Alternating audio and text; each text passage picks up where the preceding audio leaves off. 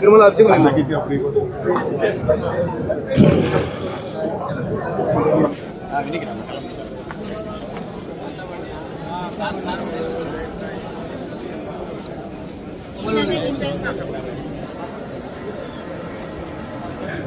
2024 సంవత్సరం సెప్టెంబర్ 18వ తారీఖున 2024 సెప్టెంబర్ 18వ తారీఖున స్వయాన ఈ రాష్ట్ర ముఖ్యమంత్రి అయినటువంటి నారా చంద్రబాబు నాయుడు గారు ఘోరమైనటువంటి అపచారానికి తెరదీసినాడు. స్వామివారి పట్ల, ఏడుకొండల వాణి పట్ల, ఆ దేవదేవుడైనటువంటి కలియుగ ప్రత్యక్షమైనటువంటి వెంకటేశ్వర స్వామికి నైవేద్యంగా ఏవైతే తిరుపతి లడ్డును ప్రసాదంగా మనం స్వీకరిస్తామో ఆయనకు నైవేద్యం పెట్టిన తర్వాత ఆ లడ్డూలో జంతువుల యొక్క కొవ్వు నుంచి తయారు చేయబడిన నూనె నుంచి లడ్డు తయారు చేసినారు.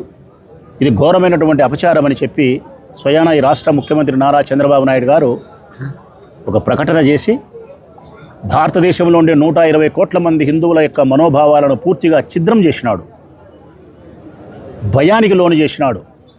విచారించదగ్గ అంశం ఏంటంటే కనుక ఇక్కడ బాధ్యత కలిగిన పదవిలో ఉండే రాష్ట్ర ముఖ్యమంత్రి, చాలా బాధ్యత కలిగినటువంటి ఈ రాష్ట్ర ప్రథమ పౌరుడైనటువంటి నారా చంద్రబాబు నాయుడు గారు ముఖ్యమంత్రి హోదాలో ఉండి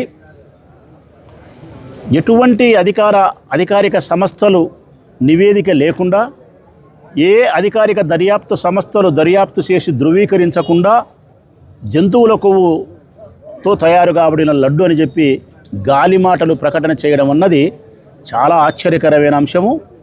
ఘోరమైనటువంటి తప్పిదంగా భావిస్తున్నారు ఈరోజు హిందువులంతా. కేవలం రాజకీయపరమైన లాభాన్ని ఆశించి కేవలం జగన్మోహన్ రెడ్డి గారిని హిందువులందరికీ దూరం చేయాలా, భవిష్యత్ కాలంలో హిందూ అనేవాడు ఎవడే కానీ వైఎస్ఆర్ కాంగ్రెస్ పార్టీకి జగన్మోహన్ రెడ్డికి ఓటు వేయకూడదు, ఒకే ఒక కుట్ర, గొప్ప కుట్ర, రాజకీయపరమైనటువంటి కుట్రలలో అత్యంత గొప్ప కుట్ర ఈ రాష్ట్రంలో తిరుపతి లడ్డు పైన జరిగింది. కానీ ఆ రోజు జగన్మోహన్ రెడ్డి గారు చేసిన పని ఏంటంటే, తను ఏ తప్పు చేయలేదు కాబట్టి నరేంద్ర మోడీ గారికి, ఈ దేశ ప్రధానమంత్రి అయినటువంటి నరేంద్ర మోడీ గారికి లేఖ రాసినాడు ఆయన జగన్మోహన్ రెడ్డి గారు. అయ్యా, మా రాష్ట్రంలో ముఖ్యమంత్రి నారా చంద్రబాబు నాయుడు గారు దేవదేవుడైనటువంటి వెంకటేశ్వరానికి సంబంధించి అపచారాన్ని చేసినాడు, మాపై నిందలు వేస్తూ ఉన్నాడు.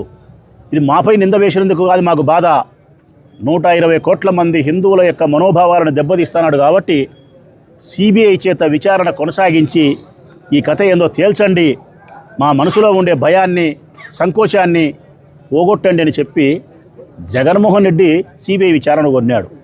చంద్రబాబు నాయుడు ఒక గాలి వార్తను ప్రకటన చేసిన తర్వాత చంద్రబాబు నాయుడుకు కూలికి పనిచేసే పవన్ కళ్యాణ్, మళ్ళీ చెప్తా ఉన్నా, కూలికి పనిచేసే పవన్ కళ్యాణ్ సనాతన ధర్మం అనే ఒక పెద్ద మాటను, హిందువుల మీద సెంటిమెంట్ను ప్రయోగం చేస్తూ సనాతన ధర్మం అనే మాట తీసుకొచ్చి అందుకు సంబంధించినటువంటి వేషధారణతో ప్రజల దగ్గరకు వచ్చినాడు.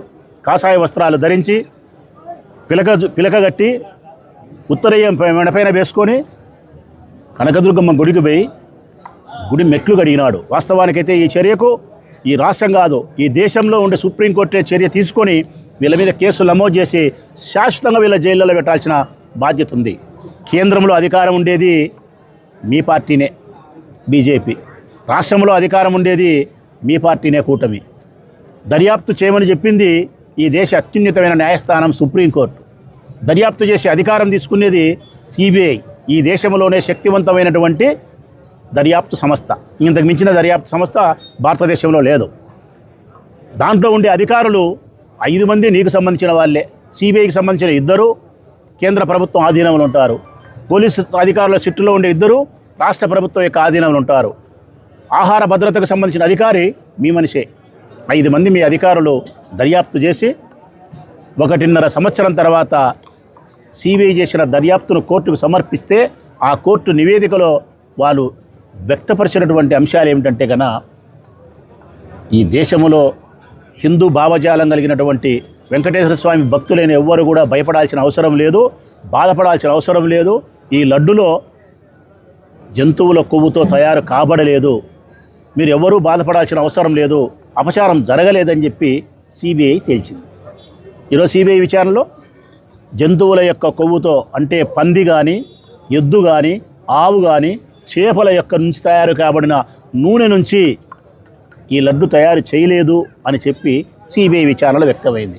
ఇది ఈ దేశంలో ఉండబడే, రాష్ట్రంలో కాదు, ఈ దేశంలో ఉండబడినటువంటి హిందువులందరూ కూడా సంతోషించాల్సిన అంశం. ఈ భారతదేశంలో బాధపడతా ఉండేది ఎవరంటే గన 4, 120 కోట్ల మందిలో 4 బాధపడుతున్నారు. ప్రజలారా, భక్తులారా, ఒకరు చంద్రబాబు నాయుడు, మరొకరు పవన్ కళ్యాణ్, మరొకరు లోకేష్ బాబు, మరొకరు ఈ పచ్చ పత్రికలన్నీ కలిపి బాధపడుతున్నాయి. కల్తీ రాజకీయం, కల్తీ పార్టీలన్నీ కలిసి కల్తీ రాజకీయానికి తెరదీసి మాట్లాడే కల్తీ మాటలు మాట్లాడుతున్నారు. మళ్ళా ఇప్పటికైనా మీరు బుద్ధి తెచ్చుకొని ఇంతటితో మంచి బుద్ధి తీసుకొచ్చుకొని ఇంతటితో ఈ సమస్యను తెరదించితే మంచిది.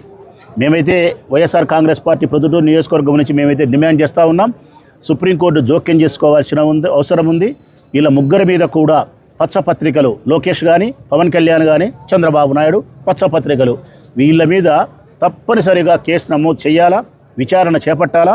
వీళ్ళను శాశ్వతంగా జైల్లో పెట్టినా కూడా తప్పు లేదు. ఇంకా ఎక్కువ మాట్లాడాలంటే ప్రజలు హిందువులందరూ కోరుకునేది అంటే వీళ్ళను బహిరంగంగా శిక్షించినా కూడా ఎవరు బాధపడే పరిస్థితి లేదు. ఈ వివాహాది శుభకార్యములకు, పుట్టిన రోజులకు, మీటింగులకు అత్యాధునిక సదుపాయాలతో ప్రొద్దుటూరు వాసవి సర్కిల్ వద్ద నుంచి అతి సమీపాన మీకు అందుబాటు ధరలలో happy banquet AC function hall మీకు స్వాగతం పలుకుతుంది. మా ఫంక్షన్ హాల్ నందు వంట సామాగ్రి మరియు విశాలమైన కార్ పార్కింగ్, అతి తక్కువ మెయింటెనెన్స్ ఖర్చుతో ఏ ఫంక్షన్ అయినా మా happy banquet AC function hall నందు జరుపుకొని ఆనందాన్ని పొందండి. బుకింగ్ కొరకు సంప్రదించండి. మా సెల్ నంబర్ 9100600238 7799 000211.